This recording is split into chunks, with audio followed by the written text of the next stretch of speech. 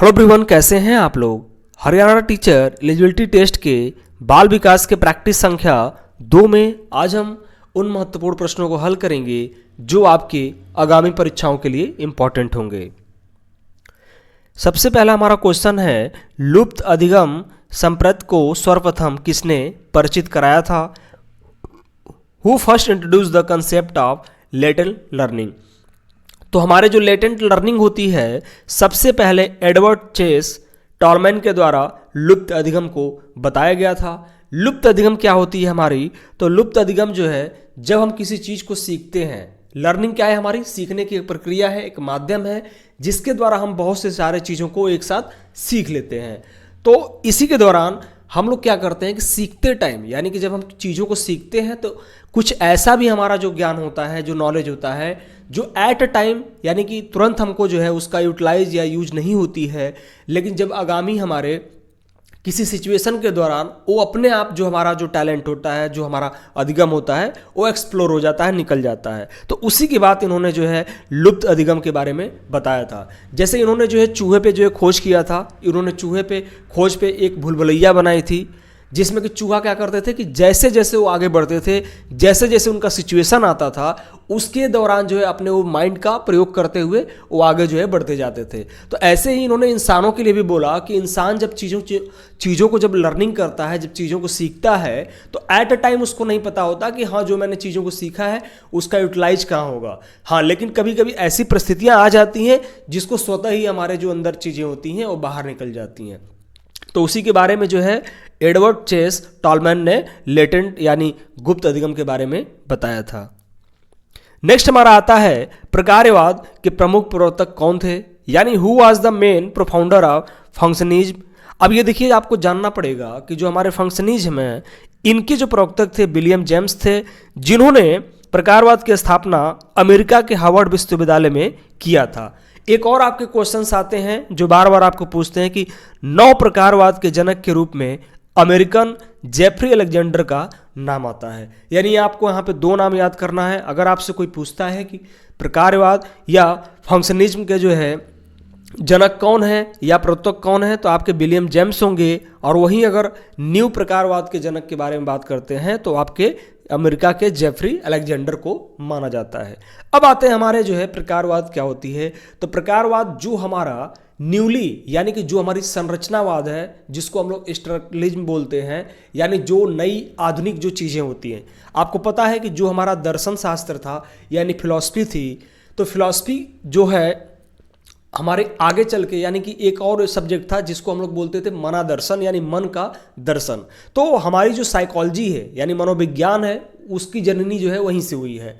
तो हमारी जो पहले साइकोलॉजी थी, तो पहले साइकोलॉजी हमारी साइंस ना होकर क्या थी, तो एक व्यवहारिक था, यानी कि जो हमारे विचार हैं, जो हमारे थॉट हैं, जो हमारी थिंकिंग है, उसको लेके चलते थे।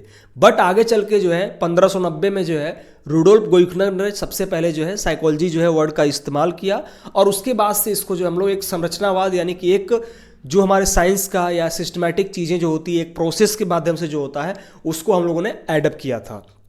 तो हमारे जो प्रकारवाद होती है, तो ये जो हमारी पुरानी जो विचार है, पुरानी जो हमारी सोच है, उस पर लेके चलने की जो है बात कहती है, और ये जो है संरचनावाद का क्या करती है, विरोध करता है। तो इसी के बारे में जो है विलियम जेम्स ने जो है इसका अपना एक थॉट और अपना विचार दिया था। नेक्स्ट आते हैं, सेम उल्टा आपका है प्रकारवाद का, संरचनावाद के प्रवर्तक कौन है। तो संरचनावाद के जो हमारे प्रवर्तक हैं, तो संरचनावाद के हमारे प्रवर्तक किसको जाता है, तो विलियम उंट को जाता है। विलियम उंट ने जो है संरचनावाद का जो है ये जनक थे, इनको माना जाता है।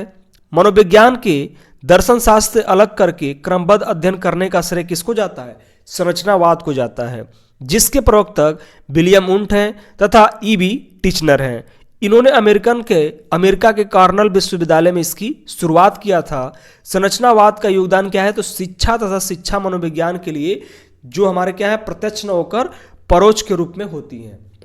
देखिए 2 चीज़ें हैं यहाँ पे, आपको समझना 2 वर्ड है कि जो हमारा शिक्षा है या एजुकेशन है या हमारा एजुकेशनल साइकोलॉजी है, तो वो हमारा प्रत्यक्ष यानी कि डायरेक्ट ना होके इनडायरेक्ट होता है, जिसके द्वारा हम लोग संरचनावाद ने सर्वप्रथम मनोविज्ञान को दर्शन शास्त्र से अलग करने का स्वरूप लाया था। और उसके बाद मनोविज्ञान की हर शाखा जिसमें शिक्षा मनोविज्ञान भी शामिल था का स्वरूप क्या किया गया, प्रयोगात्मक किया गया। यहाँ पे आपको एक लाइन में समझना है कि इसमें जो हमारा दर्शन शास्त्र था, तो दर्शन शास्त्र से जो है मनोविज्ञान जो हमारी एक शाखा थी, जो हमारे एक विषय के रूप में उभरा, उसको यहाँ पे अलग किया गया। और दर्शन शास्त्र में पहले क्या होती थी, केवल आपका थॉट था, थिंकिंग था, विचार होते थे, तो उसको यहाँ पे इन्होंने प्रयोगात्मक किया। एक साइंटिफिक जो हमारी चीज़ें होती हैं, एक सिस्टमैटिक जो प्रोसेस होती हैं, उसके बारे में इन्होंने जो है कार्य किया। तो इसी को जो है, जहाँ दर्शन शास्त्र से हम लोग मनोविज्ञान को अलग करते हैं, वो हमारा क्या कहलाता है, संरचनावाद कहलाता है। और जो हमारा दर्शन शास्त्र को ही मेन चीज़ें लेके चलता है, वो हमारा प्रकारवाद कहलाती है। तो ये चीज़ें आप लोगों को याद होनी चाहिए। नेक्स्ट आते हैं, निकटता के सिद्धांत की संकल्पना किसके द्वारा किया गया था। The concept of law of proximity has been given by whom. निकटता के नियम को समूहीकरण या समूह सिद्धांत के नाम से भी जाना जाता है। इसकी जो संकल्पना है किसने किया था, तो संकल्पना जो है वर्दिमर साहब के द्वारा किया गया था। इस कानून के अनुसार जो वस्तुएं एक दूसरे के करीब होती हैं, उसे अक्सर एक समूह के रूप के साथ जोड़ दिया जाता है। तो आपको यहाँ पे समझना है कि जो मैक्स वर्दिमर है, ये एक गेस्टाल्टवादी विचारक हैं। गेस्टाल्ट का मतलब होता है whole to part. Whole to part क्या होती है, तो होल टू पार्ट का मतलब ये होता है कि संपूर्ण से जो है हमको एक पर्टिकुलर चीज़ को देखना है। यानी कि अगर मैं कोई भी चीज़ को देख रहा हूं, तो सबसे पहले मैं पूरे परिदृश्य को समझूंगा, फिर मैं एक एक पॉइंट को लेके चलूंगा कि हाँ, इसमें ये चीज़ें प्रॉब्लम है। तो गेस्टाल्टवादी जो है, जो विचारक हैं वर्दिमर साहब ने, तो वर्दिमर साहब ने लॉ ऑफ प्रॉक्सिमिटी का जो है इन्होंने सिद्धांत दिया था। इसमें ये कहा था इन्होंने कि बहुत सारे लोग जो है जब एक साथ मिलते हैं तो एक समूह का निर्माण होता है, और समूह में जो विचारक आती है, जो विचार आते हैं, थॉट आते हैं, थिंकिंग आती हैं, तो वो चीज़ें आपके लिए एक क्या होती हैं, एक बेहतर तरीके से कार्य करती हैं। तो आपके गेस्टाल्टवादी विचारक जो है ये वर्दिमर साहब थे। नेक्स्ट आते हैं हम लोग, सिगमंड फ्राइड जाने जाते हैं, यानी जो हमारे सिगमंड फ्राइड थे किसके लिए जाने जाते हैं, तो सामाजिक विकास सिद्धांत के लिए जाने जाते हैं, सोशल डेवलपमेंट थ्योरी के लिए जाने जाते हैं, या साइकोसेक्सुअल डेवलपमेंट थ्योरी के लिए जाने जाते हैं, कॉग्निटिव डेवलपमेंट थ्योरी के लिए जाने जाते हैं, या मोरल डेवलपमेंट थ्योरी के लिए जाने जाते हैं। तो हमारे जो सिगमंड फ्राइड थे, ये हमारे साइकोसेक्सुअल डेवलपमेंट थ्योरी के लिए जाने जाते हैं। विकास का मनोलैंगिक सिद्धांत सिगमंड फ्राइड के द्वारा प्रस्तावित किया गया था। फ्राइड ने जो है साइकोसेक्सुअल स्टेज के लिए 5 चीज़ें बताई थी। एक हमारा ओरल होता है, दूसरा हमारा एनल होता है, तीसरा हमारी फैलिक स्टेज होती है, चौथा हमारा लेटेंट होता है, और पांचवा हमारा जेनेटियल होता है। तो इसमें इन्होंने 5 प्रकार का जो हमारा क्या किया था, साइकोसेक्सुअल स्टेज दिया था बच्चों का डेवलपमेंट के लिए, कि इसमें बच्चे जो है अपने अपने स्टेज में ये चीज़ें उनके अंदर अपने आप स्वतः ही आ जाती है, उसके बारे में इन्होंने बताया था। नेक्स्ट आते हैं हम लोग, बुद्धि का त्रिआयामी सिद्धांत किसके द्वारा प्रतिपादन किया गया था, तो 3 डायमेंशन थ्योरी ऑफ इंटेलिजेंस, तो ये किसके द्वारा दिया गया था, तो ये हमारे गिलफोर्ड साहब के द्वारा दिया गया था। जेपी गिलफोर्ड ने भौतिक कारकों को एक प्रणाली में व्यवस्थित करने में के एक तरीके के रूप में त्रिआयामी सिद्धांत या बुद्धि मॉडल की संरचना किया था। देखिए यहाँ पे आपको ये समझना है कि जो हमारे बौद्धिक कारक होते हैं, यानी जो हमारे बौद्धिक यानी जो हमारे मेंटल जो फैक्टर्स हैं, तो उसको एक साथ व्यवस्थित करने के लिए जो है, या इन्होंने जो है एक साथ एक सिस्टमैटिक तरीके से कार्य करने के लिए इन्होंने त्रिआयामी बुद्धि यानी कि जो ट्राई डायमेंशनल जो हमारे बुद्धि होती है उसके बारे में इन्होंने बताया था। मैं इसमें आप लोगों को आगे बताऊंगा इनका अलग से करके कि आपके प्रोडक्ट क्या होते हैं, ऑपरेशन क्या होती है, जो आपके इन्होंने अलग अलग तरीके से इन्होंने 3 डायमेंशन आपको, जैसे जो हमारा होता है ना 3 डायमेंशन ऐसे जो बनाते हैं हम लोग क्यूब, तो क्यूब की तरह ही इन्होंने 3 टाइप से जो है बुद्धि के बारे में बताया था कि ऐसे ऐसे तरीके से हमारी बुद्धि का एक संरचना होता है, डायमेंशन होता है। तो इसके बारे में मैं अलग से एक वीडियो कर दूंगा जो आपके मोस्ट इंपॉर्टेंट सिद्धांत होते हैं। शेपिंग की संकल्पना किसने किया था, तो the concept of shaping has been given, तो मनोविज्ञान में आकार देना एक तकनीक है जिसका उपयोग जटिल व्यवहारों को सरल व्यवहारों में तोड़कर सिखाने के लिए किया जाता है, जिन्हें क्रमिक रूप से सिखाया जाता है। तो शेपिंग की संकल्पना किसने दिया था, तो शेपिंग की संकल्पना स्किनर के द्वारा किया गया था। इन्होंने बताया था कि जो हमारा शेपिंग, यानी शेपिंग क्या है, तो जो भी चीज़ हम लोग सीखते हैं, जो भी हमारी जो टेक्निक्स होती है, तो उसके जो हमारे एक जटिल जो व्यवहार होते हैं, तो उसको सरल करने के लिए हम लोग क्या करते हैं, तो उसको टुकड़ों टुकड़ों में जो तोड़ के उसको एक जो प्रॉब्लम्स होती हैं उसको क्लासिफिकेशन करके जो है हम लोग शेप दे के क्या करते हैं, तो उसको सीखने का एक क्रम तरीके से जानने का प्रयास करते हैं। तो ये हमारे जो शेपिंग के बारे में किसने बताया था, स्किनर के द्वारा बताया गया था। अधिगम अक्षमता शब्द का सर्वप्रथम प्रयोग किसके द्वारा किया गया था, तो अधिगम अक्षमता यानी लर्निंग डिसबिलिटी का सबसे पहले जो ये वर्ड था हमारा कॉइन किसके द्वारा किया गया था, तो सैमुअल क्रिक के द्वारा किया गया था। ये आपका मोस्ट इंपॉर्टेंट क्वेश्चन है, इसको आप लोग जरूर जानिएगा।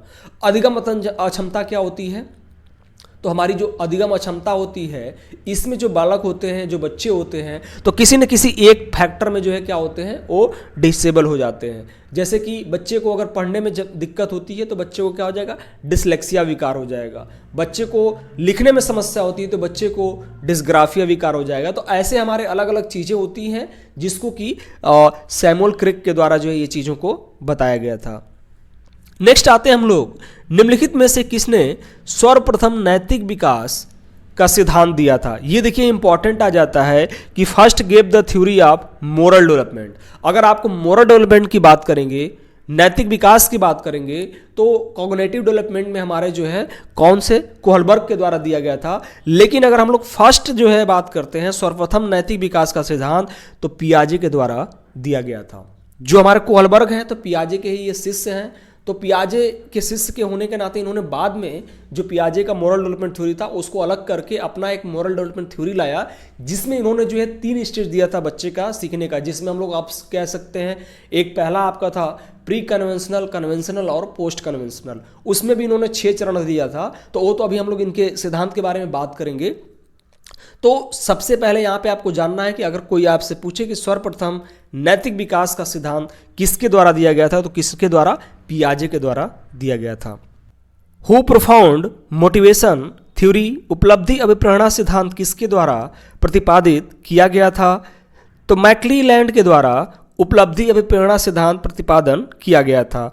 डेविड मैकलैंड के मानव प्रेरणा का सिद्धांत यानी मोटिवेशन थ्योरी 1960 के दर्शन में प्रस्तावित किया गया। उनके सिद्धांत के 3 प्रमुख क्या थे, हमारे घटक थे। पहला हमारा था कि शक्ति की आवश्यकता, संबद्धता की आवश्यकता और उपलब्धि की आवश्यकता। ये तीनों हमारी जो जरूरतें होती है जन्मजात नहीं होती हैं, बल्कि अनुभव के माध्यम से विकसित करते हैं। तो इनका जो मेन रोल है मोटिवेशन थ्योरी, मोटिवेशन थ्योरी का मतलब ये होता है कि आपको उपलब्धि करना, यानी कि जो आपने अचीव किया हुआ है। तो जन्म के बाद बच्चा जो है जो चीज़ें अचीव करता है या जो चीज़ उसको एक्वायर करता है, अर्जित करता है, तो उसी की बात इन्होंने बताया था। तो इन्होंने बताया था कि हम लोग अनुभव के माध्यम से 3 चीज़ों को सीखते हैं। पहला होता है शक्ति की आवश्यकता, यानी कि हमारे अंदर क्या कैपेबिलिटी है, क्या पावर्स है और मैं उसके लिए क्या कर सकता हूं, उसके बारे में हमको समझना होता है। संबद्धता यानी हमारा रिलेशनशिप कैसा है लोगों के साथ, अपने खुद के विचारों के साथ, तो उसको भी जानना होता है। और उपलब्धि की आवश्यकता होती है, यानी कि मुझे किसकी नीड होती है, उपलब्धि यानी कि अचीवमेंट का नीड होता है। तो इसके बारे में जो है इन्होंने जो है मोटिवेशन थ्योरी दिया था कि किस तरीके से हम ये तीनों चीज़ों को, तीन जो हमारे घटक हैं, इसको हम लोग एक्वायर कर सकते हैं, सीख सकते हैं। इसके बारे में किसने बताया था, तो डेविड मैकलैंड ने बताया था। आज के जो हमारे महत्वपूर्ण क्वेश्चन थे उसके बारे में हम लोगों ने डिटेल में चर्चा किया, उसको सीखा। अगर आपको कोई डाउट्स होता है या कोई आपको क्वेरी होती है तो आप लोग ज़रूर कमेंट में पिन कर सकते हैं। और कोई अगर आपको समस्या हो रही है, जैसे कि मान लीजिए मैं अगर आपको पढ़ा रहा हूँ, इसमें कुछ अगर आपको समस्या हो रही है तो आप लोग ज़रूर बताइए। धन्यवाद।